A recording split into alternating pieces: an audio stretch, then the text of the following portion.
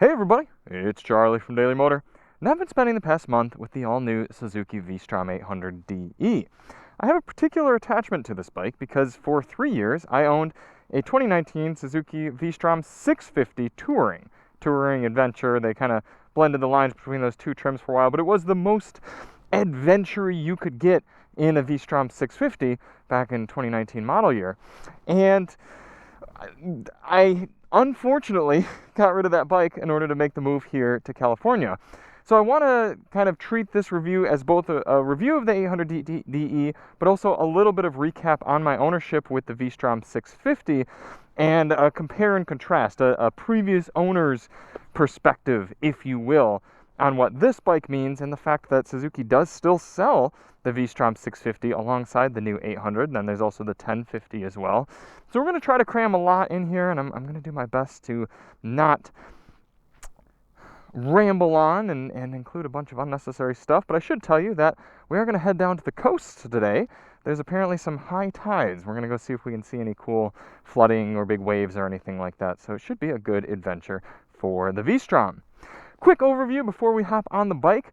The V-Strom 800DE is now a full-fledged middleweight adventure bike. No longer is it kind of this lukewarm attempt the way the previous one was, where yeah, they threw on some spoked wheels, but you know, just basic suspension adjustments and not a ton of power for hauling two people and a bunch of gear.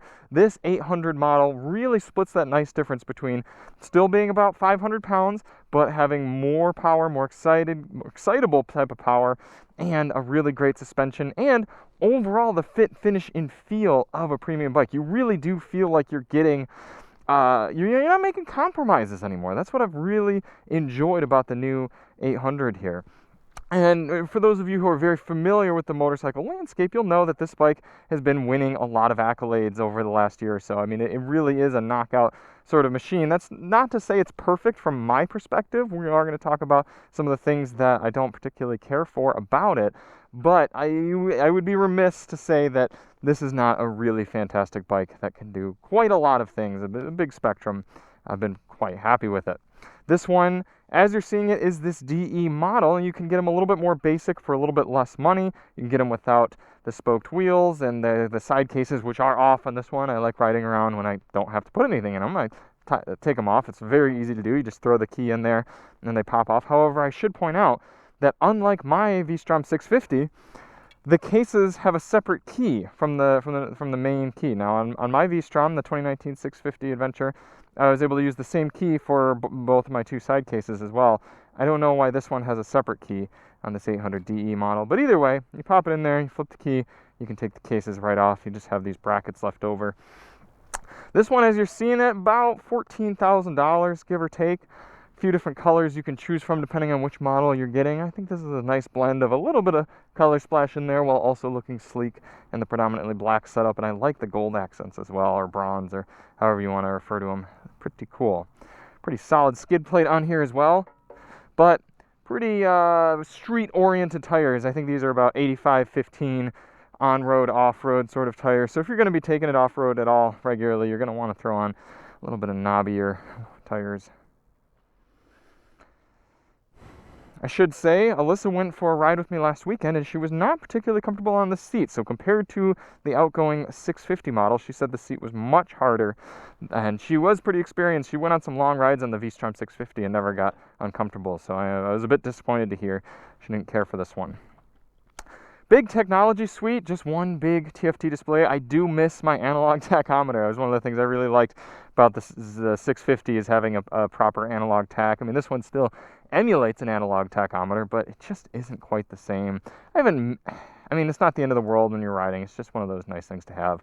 But it does tell you a whole lot of information, engine temp and air temp and gear and fuel. I mean, all the stuff you'd expect, but also you can adjust your traction control levels, your power levels, and your ABS levels. You can disable the rear traction control for doing off-road business. Still have that Suzuki one press to start. You don't technically have to hold the starter button down, and you also have the stall support, which kind of bumps the revs up a little bit as you go to let out the clutch. It makes for just really easy, low-speed riding. I also have the Honda Transalp at the same time as this bike, and I did shoot a comparison between the two, and The Suzuki does have a lot of kind of nice to have riding aids, kind of just making life a little bit easier that the Honda doesn't. Interestingly, they bothered to give us a quick shifter. Works with both up and down shifting, but we don't have any sort of cruise control.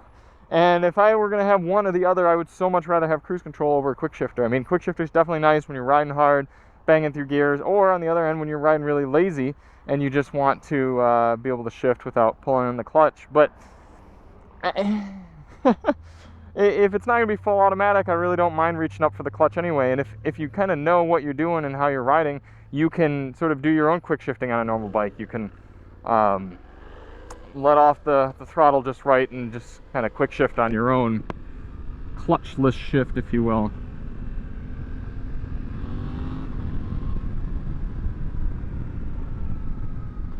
So it's disappointing to me that even though we do have an electronic throttle now, we don't have any sort of cruise control. The engine. This is no longer a V-twin. This is a parallel twin. Fortunately, it does have the 270-degree crank, which gives it a little bit more interesting character compared to a 180-degree crank parallel twin that you might get in something like a Kawasaki Versys or a Ninja 650. But I assume it has something to do with Euro 5 regulations. This motor is too quiet. I really need some sort of aftermarket exhaust on here to liven this bike up. And I know that it's too quiet because, again, I've had the Honda Transalp right alongside me, a very similar motor, also a 270-degree crank parallel twin. And when you're at speed, you can barely hear this engine, even when you're way up at redline and it's screaming. It's so refined that you pretty much just get wind noise. There's no sort of exciting intake sound or exhaust sound. So I'd like to hear how this would sound with a nice aftermarket exhaust on there. You'd obviously drop some weight as well.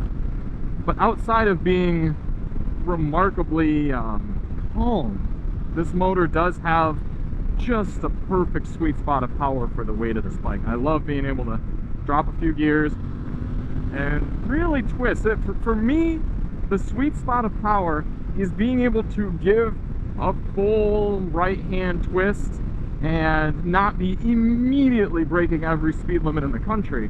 I want to be able to shift through a few gears and really feel like I'm using the full potential of my motor and bring it all the way out to redline before I have to lay off because I'm just going triple digits.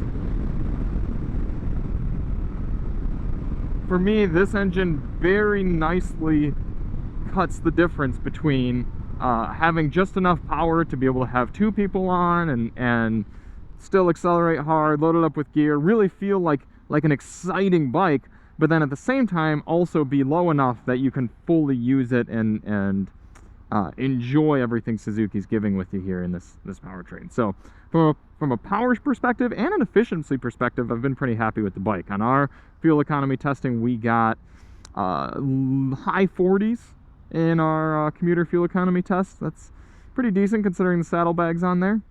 I like the kind of off-idle rev character of the engine, but you don't really feel any of that rocking sensation being a parallel twin, and yeah, it needs to be woken up just a little bit.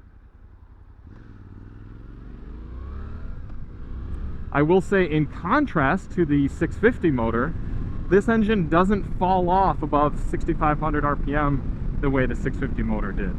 And it also has a much lower gearing than the 650 motor. So with the 650, when I was cruising at about 70 miles per hour, I was way up, I think about 6,500 RPM or so.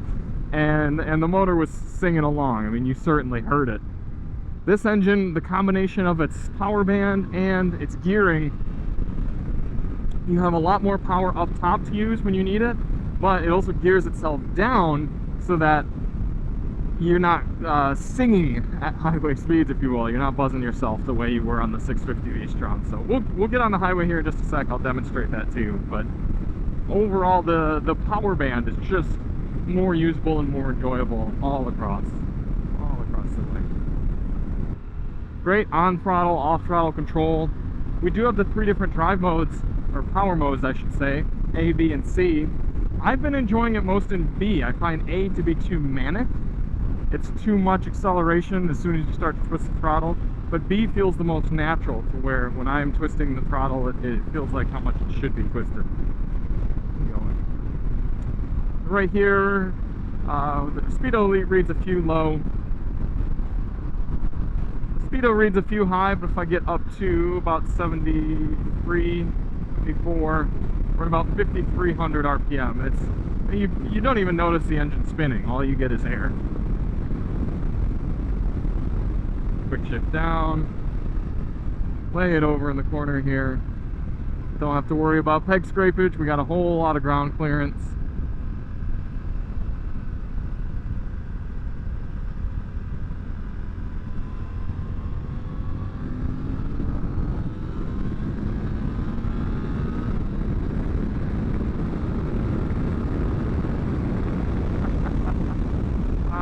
Yeah, like I said, you can use the power. I'm shifting full throttle there into 5th gear, and then I bring it back down from there.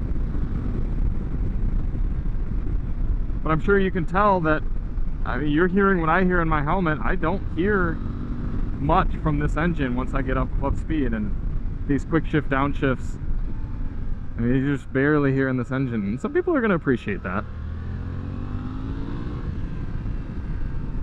It's a fantastic powertrain, it really is. The windshield, like the 650, is 3-way adjustable, but this was a middle finger to me from Suzuki. We were out on our long ride last weekend, and the windshield was at the middle adjustment. And I was like, all right, well, I'd like to bump it up because I get a lot of dirty air on me. It's very loud to ride this around. At 5'10", I was getting a lot of buffeting. Not even really buffeting, but just dirty air hitting me from the windshield. And I looked under the seat for a toolkit in order to adjust the windshield, and there are 2 tools. One is an Allen key that fits these side panels, and the other was a 2-way flat and Phillips head screwdriver. No Allen key for adjusting the windshield, so you have to either carry that on you somehow, build up your own toolkit to stuff under the seat, or you got to do it when you're at home. Now that I have raised it up to the higher level, I'm getting a little bit more coverage, but you're still, I mean, look at the size of that windshield. It's not doing much. I'm still getting a lot of wind hitting me in the side of my torso and the top part of my helmet. So one of the first things I'd do if I owned one of these is I would either, one, get some sort of super tiny windshield that pretty much just covers the gauge cluster and that's it, and maybe remove that stock bracket or something. Or I'd get, more realistically, I'd get a big thing like the Givi wind foil that I had in the 650. Then you get easy, quick adjustment and a lot of air coverage. If you do live in an area where you can lane filter or split, keep in mind that the V-Strom 800 has a remarkably wide set of handlebars. You can see here I'm coming through these cars and I'm making it through okay, but I find myself being really nervous to make some of these splits, especially compared to something like the Honda that we also have right now. And I also find myself, if you sit on the bike, you might notice you just feel very broad-chested as your arms are pretty far out.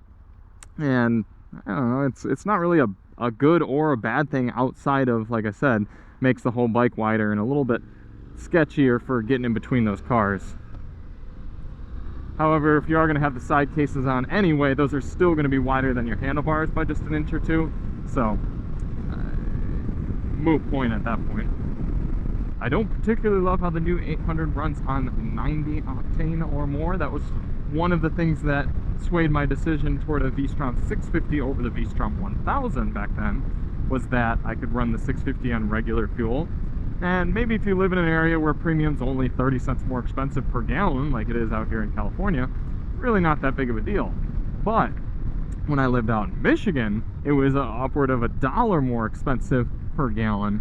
So at that point I was like, oh man, yeah, it is not worth spending that extra money to get a bike that I'm just riding around. I really appreciated that the 650 ran on 87 octane, and there are definitely other bikes in this class that run fine on 87 octane. So it's a little bit of a bummer that we've got 91 on here. I know there are a lot of people who just put 91 in their bikes regardless. Something to consider.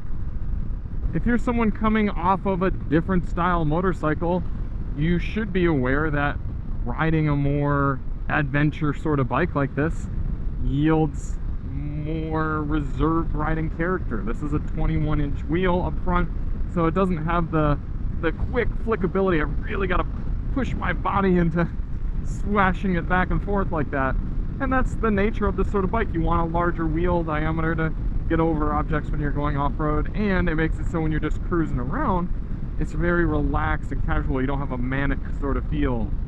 But the converse side of that is you can't change directions as quickly. So something to be aware of if you're coming off of something more like a standard or naked bike or a sporty oriented bike, is that this is a very reserved riding experience. And it does fit the ethos that Suzuki is building for this bike. The V-Strom 650 always felt like a motorcycle that, like I said at the beginning, was a lukewarm ADV.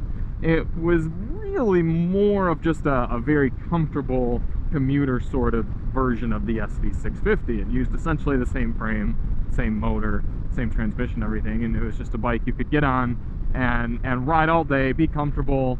Yeah, you could technically take it off-road, but it wasn't really very well fit for it, just based on its chassis and suspension.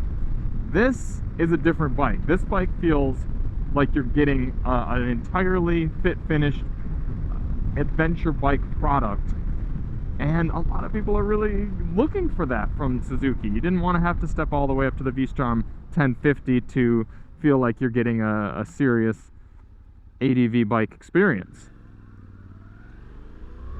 Now you've got that in the middleweight category.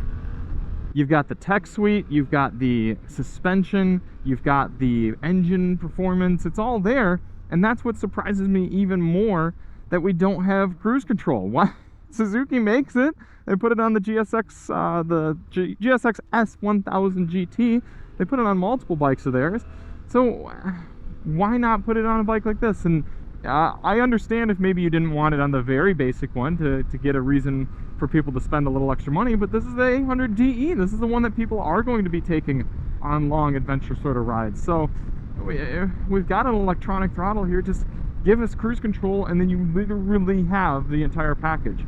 Part of me feels like they did it just so that they can add it in another year or two and then give people even more reason to buy them.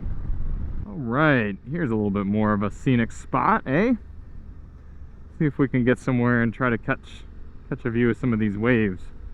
I also realized I hadn't mentioned the brakes on the V-Strom. They're good. They're actually really good. They're nice to modulate.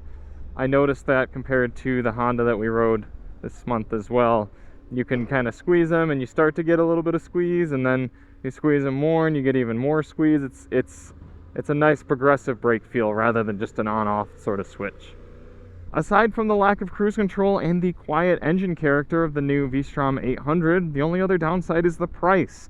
If you want a more premium product like this, a more whole package, then you got to pay the price for that. Not only is this an entirely new platform for Suzuki, so they got to recoup the development costs there and the development costs with this engine, but they're also just giving you more. So it's really going to come down to, do you want more of a lukewarm adventure bike experience with the V-Strom 650, or do you want the whole package like this one and the 800, and are you willing to pay for it?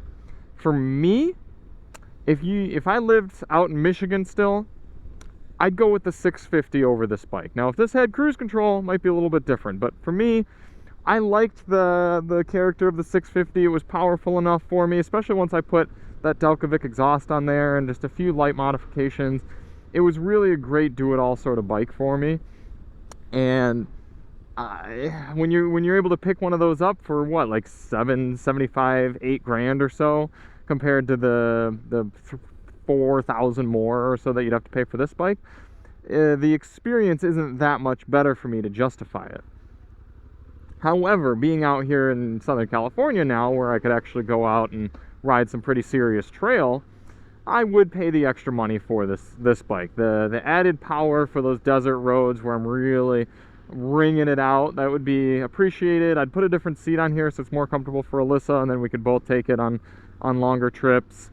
And I'd like being able to have the more advanced suspension for more comfort with longer rides as well as off-road. Well, we pretty much made it to the coast here. Nice little beach. It's cute. Cool. We're going to count this as adventuring for today. Not quite seeing the waves that I expected, but we are in a little bit of a cove, so I guess that makes sense there. So there it is, the all-new V-Strom 800DE. If I had worse things to say about the bike, you know I would say them. Or if you're new to the channel, know that I would say them. I do genuinely think that Suzuki built an awesome product here. And while the ethos is different from the 650, I do think they went in the right direction. It's not as playful of a bike as some of the competitors, but it's serious, it's capable, you got the whole product, and I think a lot of people are going to be really happy with this one. So thank you all so much for watching. If you do want to see more on my 650 coverage, check the link below. I'll throw some of my ownership updates in there, and we've got our comparo, we've got the fuel economy test, a lot of good stuff on this bike. And we'll see you on the next one. I'm Charlie from Daily Motor, and as always, ride on.